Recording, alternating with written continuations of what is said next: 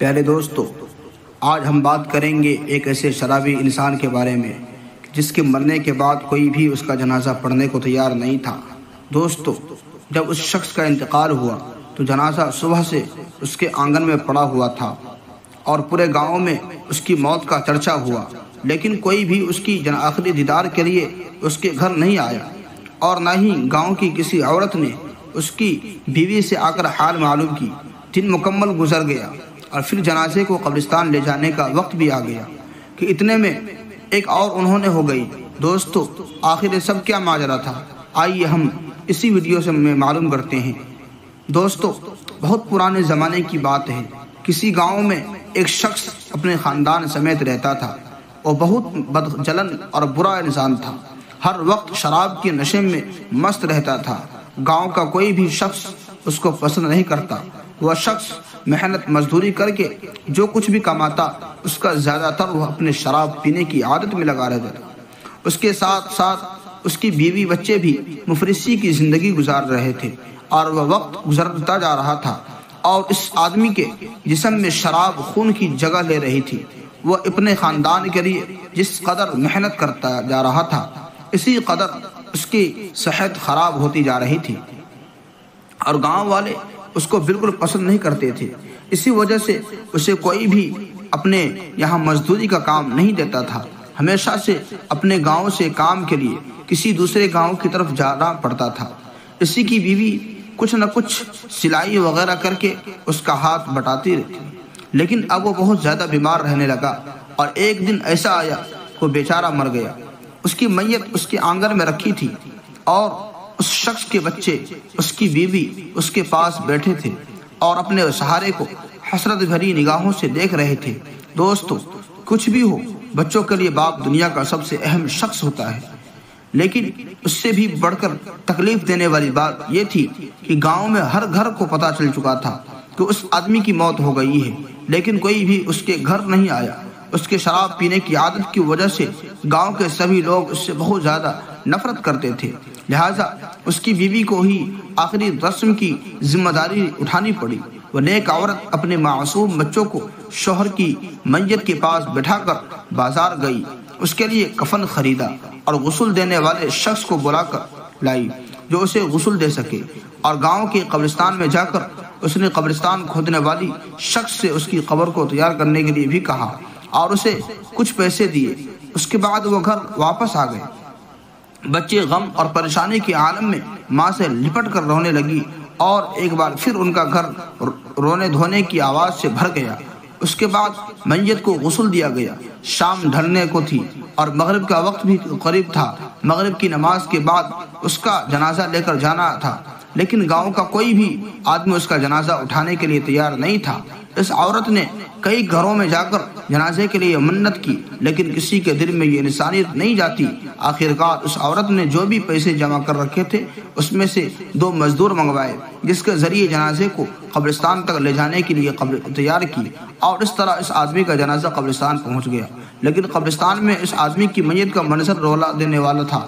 ایک اکیلی عورت میت کے پاس کھڑی تھی، انتظار کر رہی تھی کہ کون آئے گا اور میرے شوہر کا جنازہ پڑھائے گا۔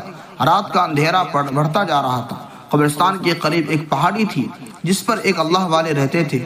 وہ اللہ کے نیک بندے اور ولی تھے۔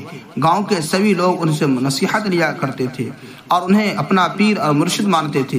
وہ بزرگ شخص آج تک اس پہاڑی سے نیچے نہیں اترے تھے، لیکن آج انہوں نے پہاڑی کے کنارے کھڑے ہو کر قبرستان میں دیکھا کہ وہاں ایک عورت میت کے پاس کھڑی ہے، تو تیزی سے پہاڑی سے نیچے اترے، اور یہ ایک غیر معمولی بات تھی، کیونکہ آج سے ہی پہلے کبھی ایسا نہیں ہوا تھا۔ ان کے نیچے آنے کی خبر پورے گاؤں میں پھیل گئی۔ دیکھتے ہی دیکھتے سارا کا سارا گاؤں قبرستان پہنچ گیا، اور انہوں نے میت کے پاس پہنچ کر اس کی بیوی سے کہا کہ بیٹا، تم فکر مت کرو، اس کا جنازہ میں خود پڑھاؤں گا۔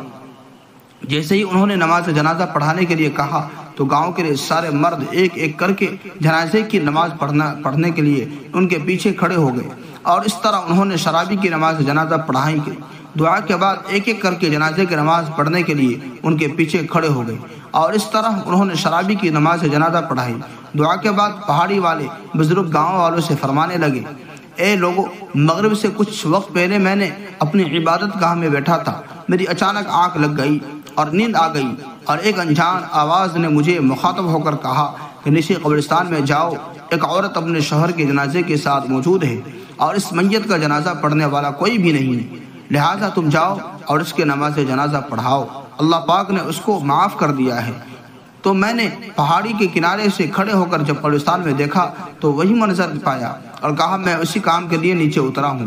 اس کے بعد انہوں نے اس کی بیوی کی طرف متوجہ ہو کر پوچھا کہ اے نیک عورت، تو مجھے یہ بتا کہ یہ شخص ایسا کون سا کام کرتا تھا کہ جس کی وجہ سے اس پر ایسی زبردست اللہ کی رحمت نازل ہوئی ہے؟ وہ عورت کہنے لگی، حضرت یہ تو ہر وقت شراب پیتا رہتا تھا، دن بھر شراب خانے میں بیٹھا رہتا تھا، لیکن 3 کام ایسے تھے جو یہ ضرور کیا کرتا تھا۔ ان میں پہلا یہ تھا کہ میرا شوہر ہر رات شراب کے نشے میں رہتا اور اسی حالت میں سو جاتا، لیکن جیسے ہی صبح اس کی آنکھ کھلتی تو وہ نماز ادا کیا کرتا تھا۔ اس کی دوسری اچھی بات یہ تھی کہ اس نے اپنے بچوں کے ساتھ ہمیشہ 2 یتیم بچوں کی پرورش کی۔ ہمارے 4 اولاد میں سے 2 بچے ہمارے ہیں، لیکن 2 بچے یتیم ہیں۔ اور تیسری عادت یہ تھی کہ جب بھی اس کا شراب کا نشہ اتر جاتا تو وہ رو رو کر اللہ تعالیٰ سے معافی مانگا کرتا۔ رات میں جب بھی اس کا نشہ اترتا تو یہ گڑ گڑا کر اللہ پاک سے دعا کرتا کہ یا اللہ تو ہی میرا مالک ہے اور میری اپنی اس بری عادت سے چاہ کر بھی بچ نہیں پا رہا ہوں، پتہ نہیں تو مجھے اس بری عادت کے بدلے جہنم کے کس کونے میں ڈالے گا۔ وہ انہی الفاظ کے ساتھ رات بھر اللہ تبارک و تعالیٰ سے فریاد کرتا رہتا تھا۔ یہ سن کر وہ بزرگ کہنے لگے، اللہ تبارک و تعالیٰ نے اسے معاف کر دیا ہے، اور اس کے بعد سب گاؤں والوں نے مل کر اسے دفن کر دیا۔ دوستو، یہ واقعہ کوئی مستند نہیں ہے، یہ کوئی قرآن و حدیث کی بات نہیں ہے، محض اصلاح کی غرض سے ایسے واقعات بیان کیے جاتے ہیں کہ آج کی اس کہانی سے ہمیں یہ سیکھنے کو ملا کہ انسان چاہے کیسا بھی ہو اسے حقیر نہیں سمجھنا چاہیے۔ انسان کی اعمال کا حساب اللہ تبارک و تعالیٰ کے ہاتھ میں ہے۔ پتہ نہیں کہ جسے ہم حقیر سمجھتے ہیں وہ اللہ کی نظر میں ہم سے بہت زیادہ بہتر ہو، کیونکہ اللہ تبارک و تعالیٰ نیت کو دیکھتا ہے اور ایک انسان دوسرے انسان کے نیت کو نہیں جان سکتا۔ امید کرتے ہیں کہ آج کی یہ ویڈیو آپ کو پسند آئی ہوگی۔ اس ویڈیو کو اپنے دوست احباب کے ساتھ ضرور شیئر کیجیے گا، ہو سکتا ہے کہ اس ویڈیو سے آپ کے ذریعے دوسروں کو بھی اصلاح ہو جائے۔